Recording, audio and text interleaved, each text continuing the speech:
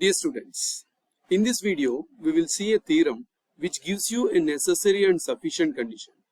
Necessary and sufficient condition for a non-empty subset W of a vector space V to become a subspace of V. What do you mean by that? So here we have a vector space V. Okay, of course V is a vector space over some field F. Okay, so whenever you talk about vector space, you should have a field also. Okay, suppose V over F is a vector space and W is a non-empty subset of V. Now we need a condition. Okay, what is the condition? Okay, that guarantees that this subset W becomes a vector space by itself. Then only we say that this W become a subspace of V. Hope you understand. So this is what we are going to study in this video, right? So let us start with the statement of the theorem. What is the statement? As usual, so we have a vector space V and a subset W. Now of course non-empty subset W. Okay. Now what is the necessary and sufficient condition? So necessary and sufficient condition for W to be a subspace. Subspace means W itself a vector space. When does that happen? If and only if this condition is true. So what is this condition? A alpha plus B beta belongs to W whenever A and B belongs to the field F and alpha and beta belongs to the subset W. Okay, so what is A? A is a scalar, belongs to F. B is also a scalar, belongs to F. Alpha is a vector and beta is also a vector in W. Now if A dot alpha, so what is A alpha? A alpha is a vector. B beta is also a vector. A alpha plus B beta gives you a new vector. Okay, by adding two vectors you will get new vector. If this belongs to W, then W becomes a subspace. Okay, if W is a subspace, this condition is true. That is the theorem. So we have necessary and sufficient. So let us start our theorem with the hypothesis. What is the hypothesis? As usual, W is a non-empty subset of V. Right? Now what we have to prove is, first we prove that the condition is necessary. Means what? If W is a subspace of V, then we prove that this condition is true. That is what we mean by the condition is necessary. Right? First we do that. So let us assume W is a subspace of the vector space V over the field F. Okay. So what do you mean by subspace? Subspace means W itself is a vector space over the same field F, right? So now what we have is a vector space. So W is a vector space. So do you know the definition of vector space? So what do you mean by vector space? If W is a vector space, then what do you know? So W is a vector space means W is an abelian group with respect to plus, and there exists an external operation dot, okay, from F cross W to W. What does it mean? If you take an element of F, say A, and an element of W, that is say alpha, then this dot combines them and the result A dot alpha is a vector in W. That is what we mean by external operation. So external operation dot satisfying these 5 conditions, 1, 2, 3, 4 and 5 conditions. This is the definition of vector space. So because W is a subspace, it is a vector space by itself, so it satisfies all these conditions, right? Now what is our target actually? Our target is to prove this condition. That is, whenever you take A, B in alpha, sorry, A, B in the field F and alpha, beta in the subspace W, okay, we had to prove now that A alpha plus B beta belongs to W. Okay. Now let us see that. Okay. For that, let us take two elements in F and two elements in W. Okay. See the last slide again. In the last slide, okay, in condition 1, what you have here? Yes. So whenever A is in F and alpha is in W, A alpha belongs to W. So here also we have A in F and alpha in W. Therefore A alpha is in W. Similarly, B is in F and beta is in W. Therefore B beta is also in W.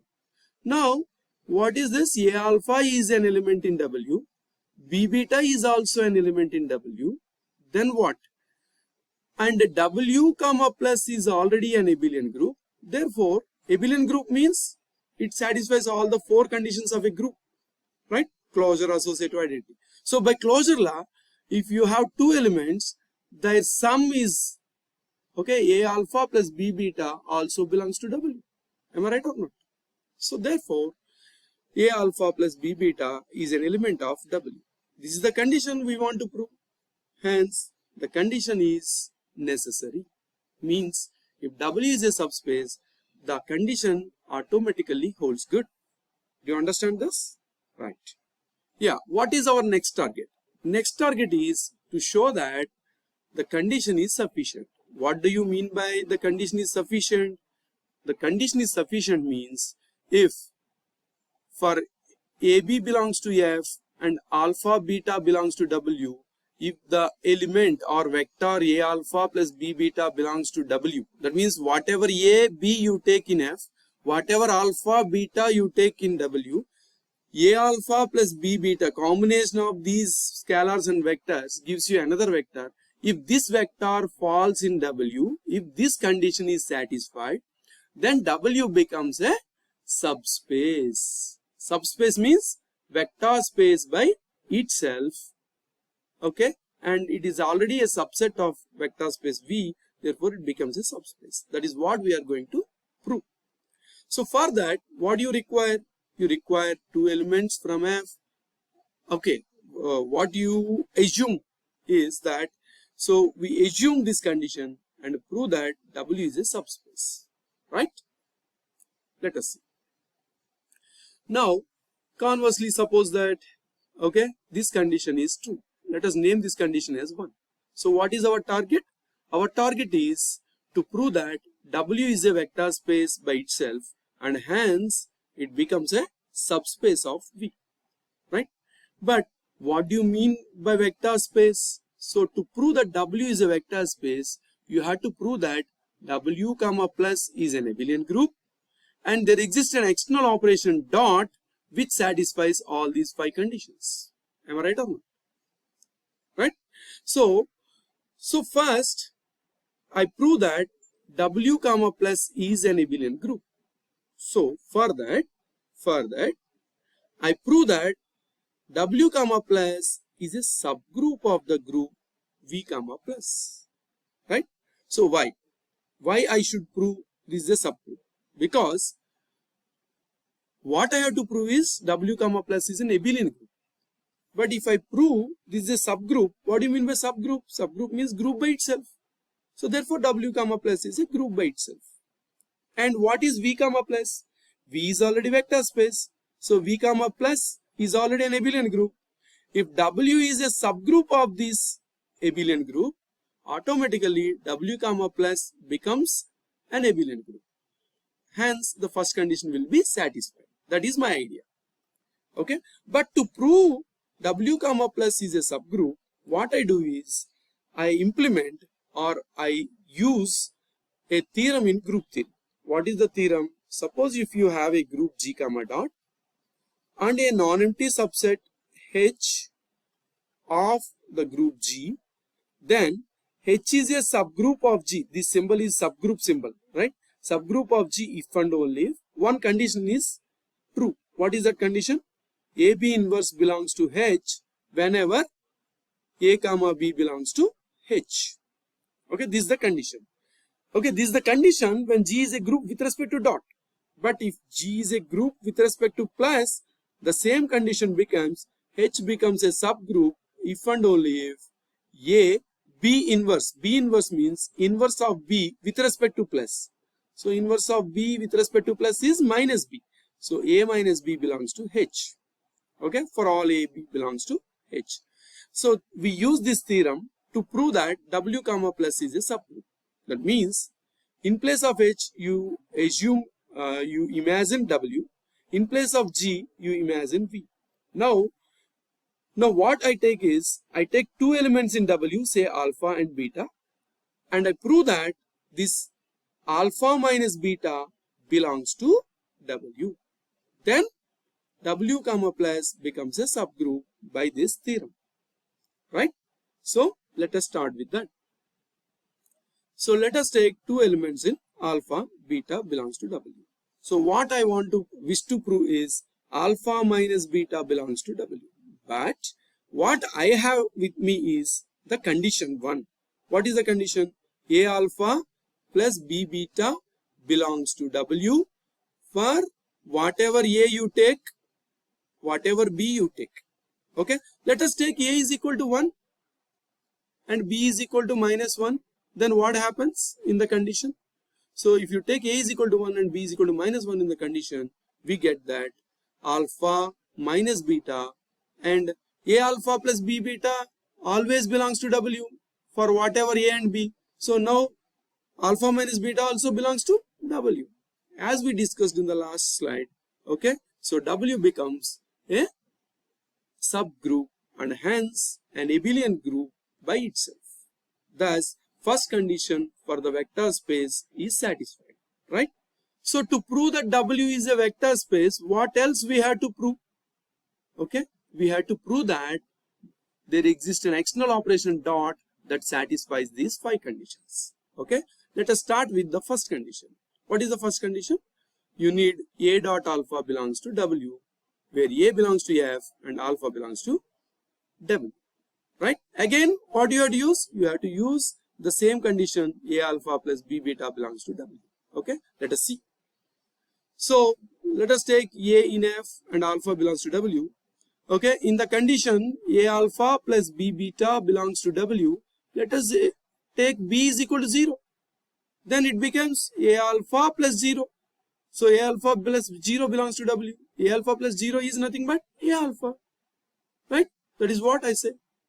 Okay, so A alpha belongs to W. So first condition is satisfied. Then what else? And among these 5 conditions, we already completed the first condition. So we had to prove the remaining 4 conditions to prove that W is a subspace or vector space by itself, right? Let us see. So for that, let us take 2 elements in F and 2 elements in W. But when you take 2 elements in W, automatically they are also elements of V. Am I right? Because W is a subset of V. So if alpha and beta are there in W, automatically they are already there in V. But V is already a vector space over F. Therefore, all these conditions are satisfied. So you need not prove these conditions again in W. Automatically they holds good because W is a subset of V and V is already a vector space. So you can directly write these conditions. Hence, what is the conclusion? The conclusion is that W is a vector space over the same field F, and hence it is already a vector space. W is a vector space and it is already subset of V. Therefore, it is a subspace of the vector space V. Hope you understand. Therefore, we proved that the condition is sufficient. Okay. So, what is the condition? So, A alpha plus B beta belongs to W whenever AB belongs to F and alpha beta belongs to W is this condition. If this condition is satisfied, automatically the subset W becomes a vector space and hence a subspace. Therefore, the condition is sufficient. Okay. This is the end of the theorem, right? So, we proved the theorem and please go through it. Thank you.